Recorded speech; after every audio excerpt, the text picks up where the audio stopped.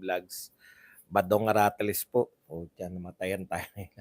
Pag-uusapan natin ngayon, ito po, no, si Senate President Mig Zubiri ay eye-opener daw sa kanya, no? Ito pong survey na nagsasabi na ayaw ng mga Pilipino, 88% o halos siyam sa bawat 10 ayaw ng tiyatya. Kaya dapat daw itong pag-usapang maigi. Alam niyo, masama po implikasyon niyan. Yan sinasabi na yan ni Mig Zubiri. Ibig sabihin lang po niyan, ang tagal na panahon na nag-aksaya ang Kongreso ng pagtalakay dyan sa tiyatya na yan. Pero kalaunan, siyempre, mananaig pa rin yung kagustuhan ng tao. Yun po yung sinasabi natin na sayang. Okay, pag-uusapan din po natin, ito pong halos nangungulelat po tayo sa halos nangungulelat ang Pilipinas dito po sa preference ng mga investors, no? Tayo po ay pang 91 sa 130 na bansa, no? So ibig sabihin niyan, kahit na ano pong ikot ng pangulo ng Pilipinas, pero pagdating po sa investors preference, wala pa rin po ang Pilipinas, no? Inaayawan pa rin. Sasagutin din natin ito pong mga binato, no? Yung pamimiloso po na lang po ang ginagawa nitong mga akbayan at makabayan sa pag-atake po nila dito kay Pulong Duterte, sa pagtatanggol po ni Pulong Duterte sa kanyang vice president na kapatid. At siyempre, yung pong sinasabi naman ito ni Reza Hontiveros, panibagong panukala, panibagong daldal na naman. Yan yung gusto nyong gawin ni Sara Duterte, mayat-maya dumakdak eh. Pero may silbi po ba? Wala rin naman. May bilang po ba? Wala rin. Yan po mga pag-uusapan natin, pero bago yan, kung bago ka pa lang dito sa ating channel, mag-subscribe ka na dahil ito lang ang tayong channel na may kinikilingan, may pinapanigan, una sa balita, huli sa impormasyon, kaya ano pang hinihintay nyo? Pindot na. Okay, pag-usapan po natin, no? Unahin po muna natin tong maliliit na balita, no? Ito kasi, sumagot po to si Raul, si Raul, tungkol po dito sa sinabi po ni Pulong Duterte. Ulitin natin yung sinabi ni Pulong Duterte. It is not the job of the Vice President or the Secretary of Department of Education to demonize China or any country for that matter. Totoo po yun, no? Hindi po nila matanggap na ang pananahimik po ni BP Sara tungkol po sa West Philippine Sea ay una, paggalang po yan sa kapanyarihan ng Pangulo. Kasi po mahirap po yung Vice President, isang hakbang ka lang eh. Pangulo ka na eh. Tapos may say ka sa soul, ang soul architect. Ang siya lang po ang arkitekto ng ating foreign policy. Hindi po pwede na makipagsabayan ka sa Pangulo ng Pilipinas na nagdadaldal ka rin tungkol dyan sa West Philippine Sea. Hayaan nyo yung Pangulo ng Pilipinas. Ito po kasi, baliktad sa atin eh. Ang pinupuri, yung mga epal, yung mga taong hindi dapat ginagawa, yung mga taong ngaw-ngaw na ang dapat nilang gawin ay manahimik, no? Yun po ang pinupuri ng mga dilawan at mga makabayan. Pero yung mga tunay na gumagampan ng trabaho, katulad ni BP Sara, ang pinakatama pong gagawin ngayon ng mga hindi concerned, manahimik. Dahil sensitive ang sitwasyon, baka magaya tayo kung saan pa man. Basahin natin tong sagot nito ni Manuel. Hindi naman trabaho ng ating BP na protektahan ng indicted na child sex trafficker. Kita nyo? Child sex trafficker, walang di umano eh, di ba? Na si Apollo Quebuloy, pero mas may video siyang statement siya sa isyong ito. ang soberenya ng Pilipinas, bakit di niya maprotektahan? Sino po may sabing hindi pinoprotektahan ni VP Sara yung soberenya ng Pilipinas? No? Mali po yan sinasabi mo, Raul Manuel. Fake news ka. Ibig sabihin, pag hindi ka nagsalita, hindi mo pinoprotektahan ang soberenya ng Pilipinas. Actually, pinoprotektahan niya nga sa hindi niya pagsasalita. Eh kayo, dakdak kayo ng dakdak. Gatong kayo eh. Di ba? Nakakadagdag kayo ng gatong. Sa bagay, wala naman kayong mga bilang. Pero ang Vice President po, pag yan nagsalita, delikado po yan. Delikado po yan kasi baka masamain ng China yung sasabihin ng Vice President. Oh, ang pananahimik po ng ating Vice President ay hindi po nangangahulugan na hindi niya pinoprotektahan yung bansang Pilipinas. Sa inyo ba dakdak lang? Oh, ito pa isa. Yung Rafaela David na Akbayan Party List President. If VP Sara can boldly back, pareho sila na sinasabi, no? Kung sinusuportahan daw ni Sara Duterte si Pastor Apollo Kibuloy. Teka pala muna. Guilty na ba si Pastor Apollo Kibuloy? Teka lang ha. Question lang. Guilty na ba sa tingin niyo si Pastor Apollo Kibuloy? Di ba meron tayo rito? Kayo po yung mahilig sa human rights, di ba? Kayo makabayan tsaka akbayan. Bakit hindi niyo i-apply sa pananaw ninyo? Bakit hindi niyo i-apply yung human rights? Bawal bang may human rights si Kibuloy? Hindi ba applicable yung human rights kay Kibuloy? Yung human rights ba applicable sa lahat ng Pilipino, pwera kay Duterte, pwera kay, sa mga Duterte at kay Kibuloy? Patawa kayo. Di ba?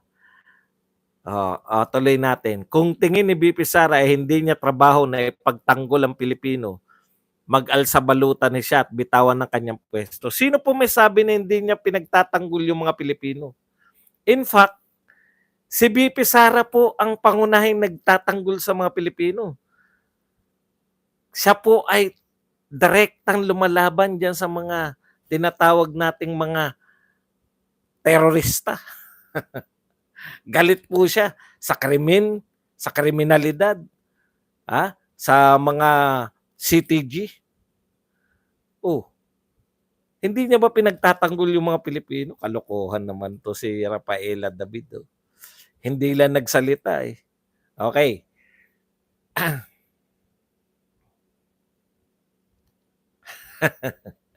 Hindi, nag-live na po ako kanina. Pag-usapan po natin to. Punta na tayo rito.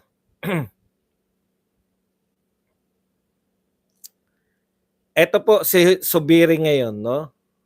Alam nyo, panay pag-aksaya kayo ng pera, kayo dyan sa Senado at kayo dyan sa Kongreso. Tignan nyo po ngayon, di ba, kamakailan lang panay sila cha-cha-cha-cha-cha-cha. Bago na po ngayon ang ni Mig Subiri, bago na po yung kinakanta.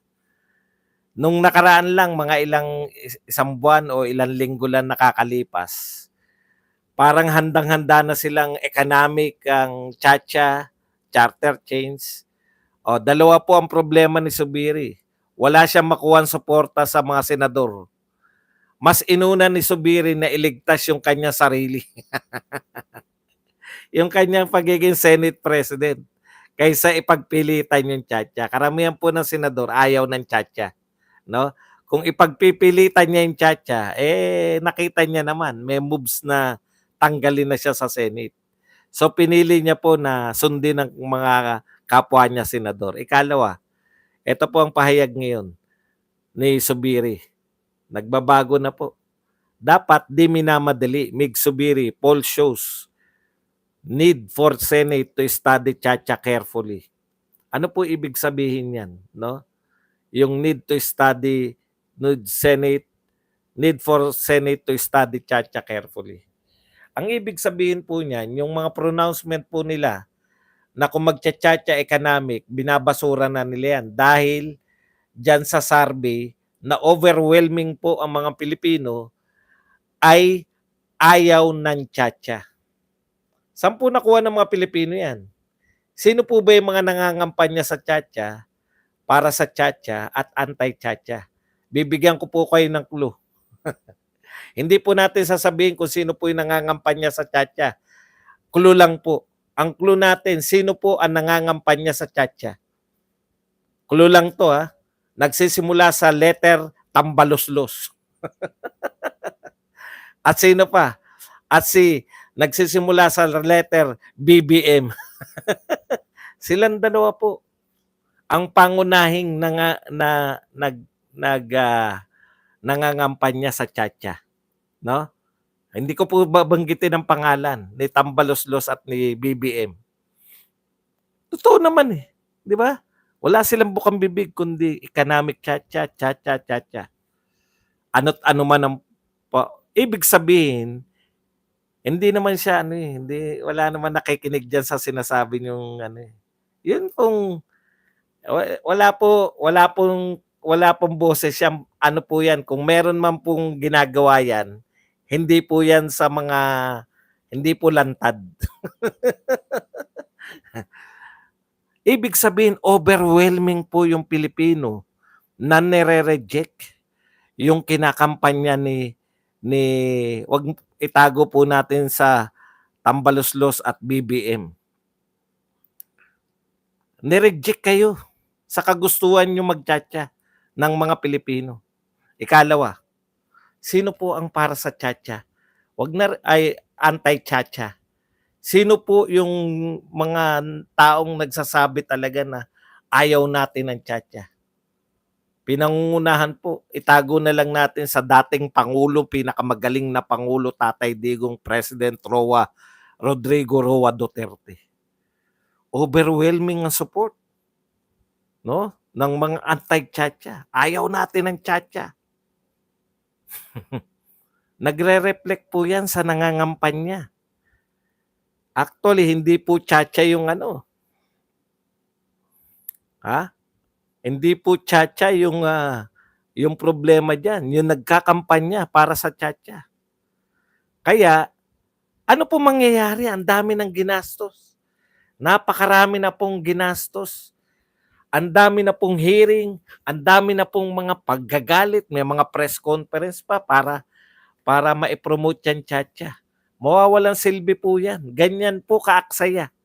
Pagdating po sa pondo, ang ating gobyerno, inuuna nila yung pondohan, yung mga kampanya na ayaw ng tao. Ayaw ng tao. Itong gera, magpa-survey rin kayo kung gusto ng tao yan. Wag na po yung mga pro-Duterte. Tanungin nyo muna, pro-Duterte ka ba? Ay wag ka na isama. Yung mga pro-BBM na lang, yan tanungin nyo. Kung gusto nilang gera o hindi. At baka ma-realize ninyo na putya. Iba po yung sinarvey nyo na willing ba kayong ipagtanggol ang Pilipinas? Willing. Ipagtanggol kasi ano lang yan, yung magandang pakinggan. Willing ka ba? Minamahal mo ba yung Pilipinas? Siyempre. Pero pag tinanong mo, gusto mo ba makipaggera? Ayaw. Ayaw. Nag-aksaya po tayo ng maraming pondo para po sa pagsusulong ng tiyatya, tapos ayaw po ng tao. Kaya, alam nyo naman ng mga politiko, yung sa Congress kasi, palibasa, doon lang sila sa distrito nila, di ba? Kayang-kaya nila ipanalo yun. Yung mga senador po, hindi. Kung ano po yung sinusuportahan ng Pilipino yung tiyatya, tanghere. Wala pa pong kredibilidad yan, tanghere na yan. No? Ito po, Pulse Asia, ako, batak na to pagdating sa survey. Pinaniniwalaan yan. Kaya pag tinuloy nila yan, matutuwa po mga dilawan. Kasi mga dilawan, nagtatribe yan sa mga gulo eh.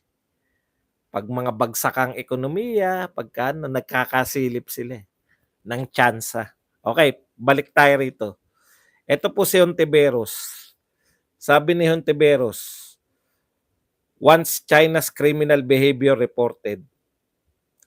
Ang gusto ni Hontiveros, Senate Deputy Minority Leader Risa Hontiveros has urged the Department of Foreign Affairs to report China's incursion before the United Nations General Assembly.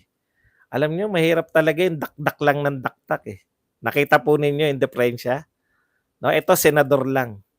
Gusto ninyo, yan yung gawin ni VP Sara, magsalita tungkol diyan. Ito po, pupurihin niyo ba yan? Salita ng salita. United Nations General Assembly. Wala ka ba talaga? Isusumbong mo ang China sa United Nations? Ang China, permanent member yan ng UN Security Council. Hindi mo ba alam yun? Kayang ibito ng China kung ano man yung mapagpapasya ng United Nations General Assembly. Pwedeng ibito yan ng China. Sayang, mag-aaksaya na naman ng oras, panahon. Sayang po ang pera ng gobyerno sa walang kawawaan. Gusto lang nila mangampanya. Nangangampanya lang yan, eh. Okay. Balik po tayo rito. Ito po importante. Ayan, no? Sabi nga rito sa politico.ph. Hindi po hindi po maka Duterte to. Actually, anti-Duterte tong politiko na to, eh. Hanggang pledge na lang ba ang Pilipinas? Pilipinas slumps to near bottom of foreign investors fave country. Yan po yung pamagat, no? Bagsak po, unti-unti pong halos kulelat po ang Pilipinas sa preference. Ano po ibig sabihin nun? Ayan, no? PM slumps to near bottom of foreign investors' favorite countries. Ang Pilipinas po ay rank 91st o 91 sa 130 sa Milken Institute Global Opportunity for 2024. Ibig sabihin, no? Napakababa po. Ano man ang gawin natin, magtsatsa man tayo, ituloy man yan tsatsa, dalawa po magiging epekto sa atin ng tsatsa, eh. No? Masama po pareho. Una, mag-aaksaya tayo ng pera kasi billion po gagastusin diyan, eh. Pag maghe-hearing sila ng tsatsa, maghe-hearing yung Congress, actually naghe-hearing na sila ngayon. Yan na lang po pinag-uusapan nila paano babaguhin ang konstitusyon. Tapos niyan, mag-hearing yung Senate. Tapos magkakaroon na naman po ng tinatawag nating dito po nagkakaroon ng magic, eh. Pag iba yung version ng Congress, iba yung version ng Senate, magkakaroon na naman ng tinatawag nating BICAM. Diyan na naman insertion na naman yan. Masusunod na naman yung mga magagaling magmanipula. Yung mga senador, pirma lang ng pirma. Yung mga taga-BICAM, pirma lang ng pirma, tapos aangal. Pag inangal nyo naman sila, putya, alam nyo kung ano po mangyayari pag inangal nyo na kayo ay ginulangan ng House of Representative. Hindi po nahihiya yung mga congressman, eh. No? Nahuli. Sinabi nila Senator Amy, wala naman yan sa pinag-usapan. Hindi nga ginagapang Parak TV. Hindi ginagapang. Pag sa BICAM na, putya, i-insert na kung ano yung gustong ilagay ng mga congressman. Hindi pala basa yung mga senador. No? Nung na-realize nila, teka muna, hindi naman yan yung pinirmahan namin, ha. Sasabihin lang ng 'di ba? Kung kayo nagpalusot, parang mga mang-uumit yan, yung nangungupit. Pag nahuli ka nangupit, bakit 900 na lang to? Dapat 1,000 to, ha. 'Di ba dapat mahiya sila dahil nahuli sila nangupit? Hindi, eh. No? Nahuli sila na dinugas nila, ha? Yung dinugas nila yung yung BICAM, eh. Nag-insert sila, eh, 'di ba? Nahuli sila nila Amy. Hindi naman yan yung pinirma namin, ha. O ano sinabi nila? Imbis na mahiya. Ano sinabi? Pirma kayo ng pirma, hindi nyo binabasa. Kita nyo? Ibig sabihin, nagtiwala sa inyo. O, ayan na, yan ang laman, ha. Sige, ano na natin, padala nyo lang sa amin, pipirma na kami. Kasi napag-usapan na natin, eh.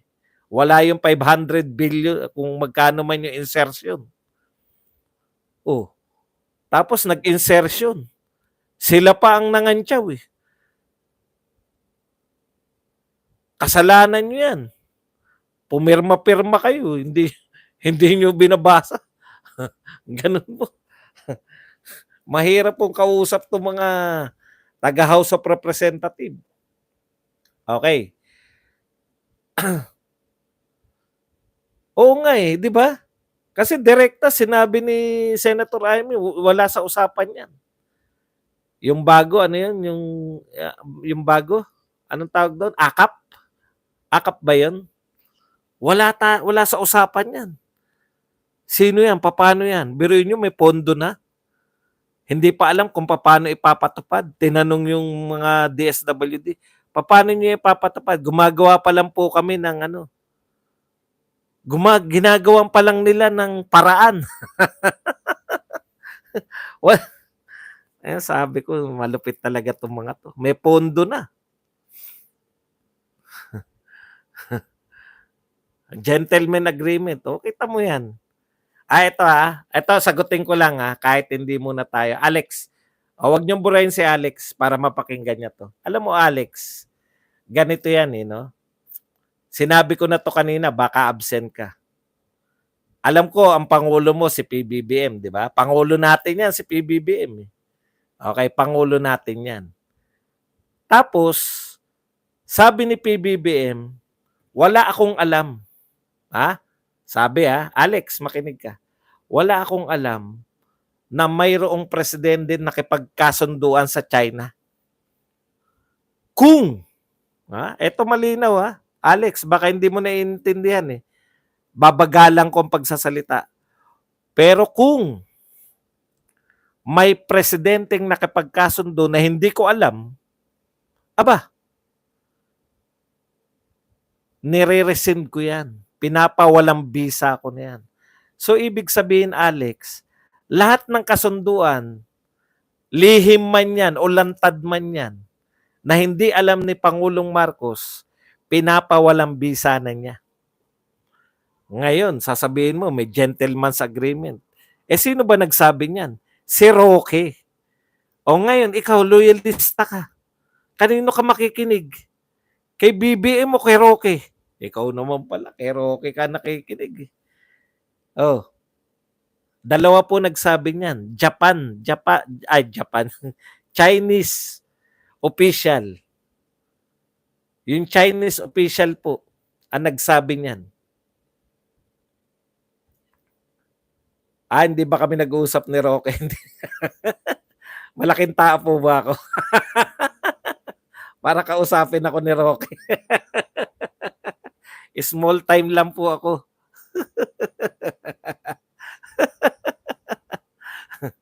I'm not aware that there is an agreement. And if there is an agreement, ibig sabihin pinaniniwalaan mo si Roque. May sinabi si Roque. May lalabas daw na pulburon video Di ba si Roque, ang akusasyon nyo kay Roque, ulitin ko lang ang akusasyon nyo kay Roque, hari ng fake news. Pero nung sinabi niya na merong agreement, gentleman's agreement, hindi na fake news si Roque. Before to, sinasabi nyo kay Roque fake news yan, hari ng fake news. Pero nung nagsabi si Roque na may gentleman's agreement si Xi Jinping tsaka si Pangulong Duterte, hindi ko muna papatulan yung sinasabi nyo. Yung premise lang ng paniniwala nyo. Yung utak nyo lang, anong uri kayo, meron. Di ba? Yung isa pa, yung Chinese official. Ano sabi ng Chinese official? Meron kaming deal with Duterte. Hindi na sinusunod ni Marcos. May deal pala kay Duterte, yung China. Bigla kayo naniwala sa Chinese official. Sabi ng Chinese official, amin yan Amin niyang ayungin, amin niyang spratless, amin yan lahat. Maniwala tayo? Hindi. Hindi tayo maniniwala dyan. Pagpabursa, Di ba? Pag maipapahamak namin si Duterte, maniniwala tayo sa Chinese official. Pero pag hindi, hindi tayo maniniwala. Kami ang magpapasya kung anong paniniwalaan namin. Ganun? Hindi kayo consistent? Sino nagpapasya? Mga vlogger nyo? Etong mga sinabi ni Roque na to, pasado yan. Pwede natin paniwalaan. Etong mga pulburon sinasabi ni Roque, ang mga sinasabi ni Roque na kung ano-ano, ay hindi natin paniniwalaan. Fake news yan si Roque. Pwede ba yung isang tao ay fake news at the same time kapani-paniwala? Thank you very much muna sa nagbigay ng pangkape. Yan, baka magtampo. Thank you po kay Tetmatch na nagbigay po sa atin ng $9.99 na pangkape. Maraming salamat Tetmatch. Okay, balik na po tayo rito sa talakayan. Maganda yan. Kaya huwag kayong magbubura kasi nakakadagdag sila sa ganda ng pagtalakay natin. Yan Wala pa rin po. Ngayon, eto pa po. May isa pa pong balita rito na hindi ko nasabi na tatalakayin natin. Sorpresa to eh. Hindi, nakalimutan ko lang. Ito, tinitreaten po ni Zelensky ngayon. Tignan nyo kung gaano katuso to si Zelensky. Pero makikita nyo po kung paano kasi makipag-deal yung US sa kanya. Ukraine faces retreat without US aid, Zelensky says.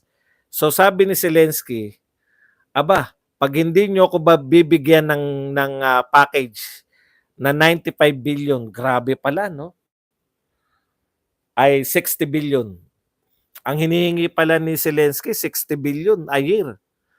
Pag hindi nyo kami binigyan, sabi ni Zelensky, malakas ang loob ni Zelensky, dumakdak eh. Pag hindi nyo kami binigyan ng 60 billion ngayong taon na to, unti-unti na kami magre-retreat, mananalo na yung Russia. Bina-blackmail ni Zelensky. Ang tanong, kaya ba ni BBM yan? I-blackmail yung US? No? Bibigay yan. Bumibigay taon-taon yung US eh. Bumibigay sa kahilingan ni Zelensky. Sinasabi ni Zelensky, matatalo kami pag hindi nyo kami binigyan ng pondo. Ang problema ganito, no? Bakit? Nung simula, very supportive yung USA kay Zelensky, di ba? Hindi naman po lalaban niya. Nakita niyo na po ngayon yung sitwasyon ni Zelensky ng Ukraine tsaka versus Russia. Na-realize po natin ngayon, kanunod, hindi po ito simpleng laban ng mga makabayang Ukrainian laban sa aggressor na Russia. Kung hindi, ito po, kaya lumaban si Zelensky, kaya niya inudyukan yung Russia na lusubin siya. Hindi, kasi magkaibigan sila dapat eh. Si Zelensky, ang Ukraine, ay buffer ng Russia laban sa NATO, no? Pero in-encourage nyo si Zelensky na mag-apply sa NATO. In-encourage nyo na unti-unti siyang tumiwalag sa kanyang pagiging kaibigan niya yung matagal na panahon yung Russia. In fact, ang Kiev po, yung capital ng Ukraine, yan po yung mga unang capital ng Russian Empire. Ganun katindi. Halos isang bansa po yung Ukraine tsaka Russia. Magkaugnay po yung kanilang history, no? Okay. So sa madaling salita mga kapatid, ngayon pong napapasabak na ng gera, yung US Congress, no? Panahon katulad ngayon, nagkakabaratan sila. Ibig sabihin, si Zelensky hindi po magkakalakas ng loob kung walang backing ng US. Hindi siya maglalakas loob na dito sa kaibigan niya Russia, bumaklas at mag-change ng allegiance. Ngayon, kaya ba ng ating Pangulo yung ginagawa ni Zelensky na pag napalaban na ewan ko lang kung kaya nating lumaban ako. Direkta, no to war kami. no? Ayaw namin ng digmaan kahit kaninong bansa. Dahil sinuportahan ka namin, mahal na Pangulo, sinuportahan ka namin. Sa panawagan mong friends to all, enemies to none, itutuloy mo yan, kamo. Kung sinabi mo lang na hindi mo itutuloy yan, bakit ka namin susuportahan? Di ba? Okay. Sa madaling salita mga kapatid, very basic. Lahat ng ginagawa ni Pangulong Marcos, ikot ng ikot sa buong mundo. At mukhang itutuloy niya pa rin yan. Wala naman siyang sinabi na hindi na ako iikot. Haharapin ko na talaga ang tunay na problema. Para saan po? To attract foreign investors. Wala pa rin po. In fact, bumabagsak po tayo. Ano sabi rito? Ha? Ano po sabi rito? Hanggang pledge na lang ba tayo? Halos kulelat po tayo. Pang 91 tayo sa investors preference. Lalo na po ngayon. Ngayong nababalit, kalat na kalat po sa buong mundo. Kala natin masaya, no? Dami natin suporta. Yun ang gusto natin eh. Namamalimos tayo ng suporta sa ibang bansa eh. Alam mo ba yung Vietnam binobomba rin yung Vietnam, yung mga barko ng Vietnam, pero bumabawi lang sila. Walang issue-issue na sa buong mundo. Kinawawa kami, inapi kami. Hindi sila nagmamakaawa. Binobombet din nila yung mga barko ng China. Ang point lang mga kapatid, walang investor na nakikita po nila sa aktual. Nakikita nila eh. Na yung bansang Pilipinas ay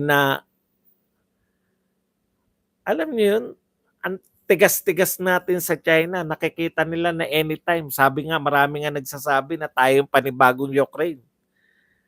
Pero alam natin, ayaw natin ng gera. Lahat ng Pilipino, mag-survey kayo. Ayaw namin ng gera. Okay, yan lang po ang ating topic. Pwede na po kayo magtanong. Pwede na po kayo magbigay na reaksyon at higit sa lahat, pwede po kayo